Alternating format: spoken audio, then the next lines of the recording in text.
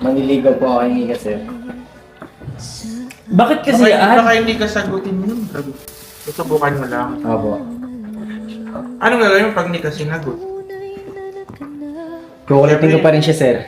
Ayaw ka nga, sa tingin mo, mapipilit mo yung isang tao na magustuhan Kukulitin ko pa rin siya ng kukulitin, sir. Oo nga, sa tingin mo, pag sa pakukulit mo, mapapa-oo mo siya. Pag ayaw ka ng tao, ayaw ka kahit anong gawin. Totoo. Okay. Pansin talaga yung Shalina yun, ba't niya ako tinulak? Okay lang yan, Nika. Yung sasabihin ko nga pala sa Nika, Nika, pwede ba akong manligaw? Ano kasi sa totoo lang, napapangiti mo na rin ako eh. Nakakainis talaga, nakakaasar. Talaga tong Nika na to, pinayagan niya pa talaga si Ace manligaw sa kanya. Pero diyan ka lang! Kala mo makakalabas ka? Hindi! Yan ba?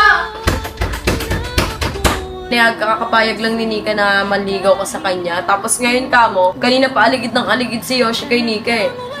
Sinasabi ko sa'yo, baka may something yun. Tara nga, puntahan nga natin. Pagmulat ng aking mata, may mahal ka ng iba. Wala na akong magagawa. Di ba?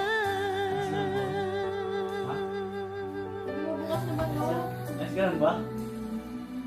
Ayos ka lang? Bilisan mo. O, di ba? O, di ba? Sinasabi ko sa'yo, hindi ako nagbibiro. Paano ko sasabihin sa mga kaibigan ko?